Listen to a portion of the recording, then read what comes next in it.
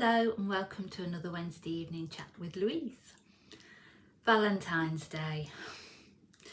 Yeah, very overrated, very commercialised, but for that first time, I think, when you're on your own, and especially if you don't want to be on your own on Valentine's, it can be a really hard one to get through.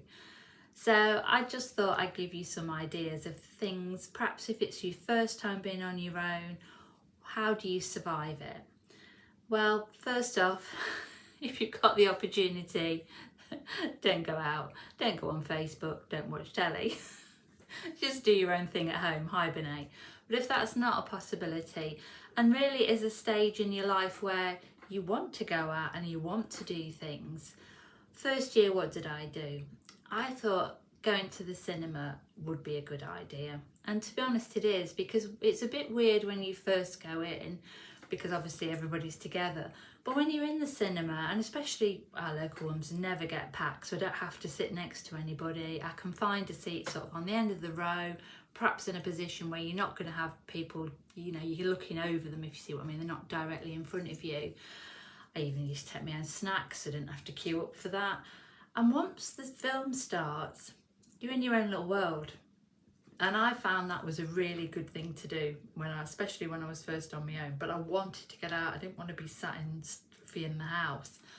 So that's great. And when I came out, if it's in the evening, especially for women on your own, make sure you've parked in a safe place, somewhere you can walk back to safely, well-lit area.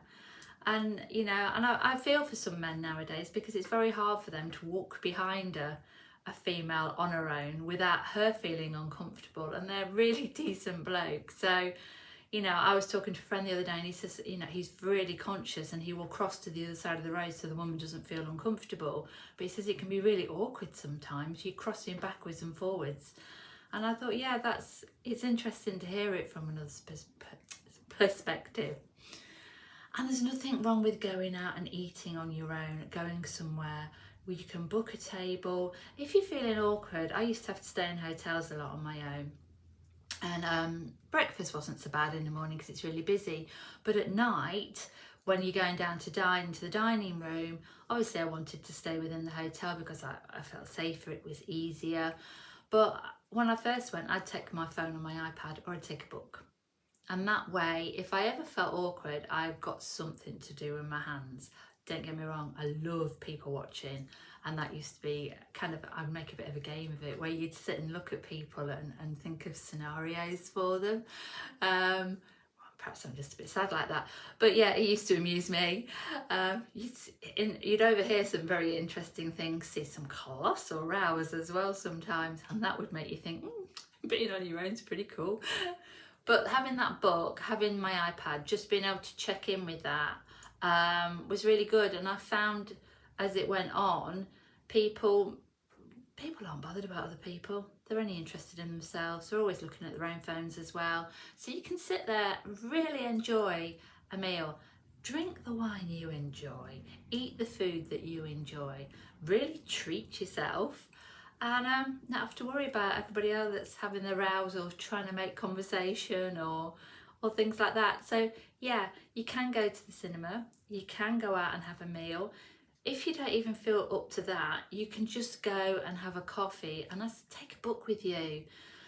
I remember seeing about a chap that had gone to the same coffee place, and he would go every day, have a coffee, and he would sit and read for half an hour. Somebody asked him one day what he was reading, and he explained. Didn't really want to converse, and that became a little group where everybody started to go to that coffee shop. They'd all have a coffee, nobody interacted, but that was that sense of community still, that they were all doing the same thing. So they'd all sit and read, and then they'd all go, and then they'd all go, that same time next week or whatever.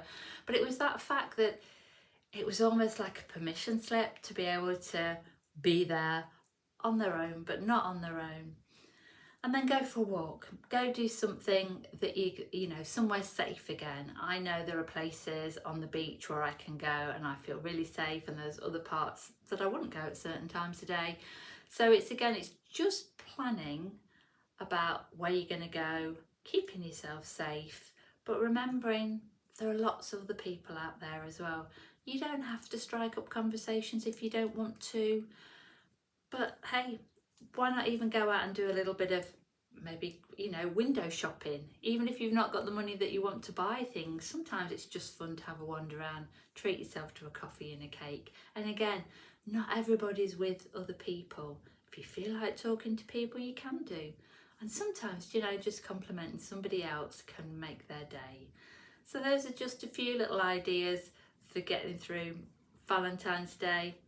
If you like flowers, buy yourself some flowers. If you want a bottle of Prosecco or wine, buy yourself that.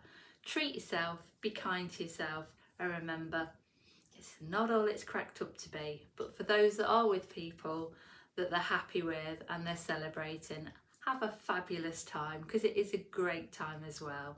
Much love to you all. Thank you for being here.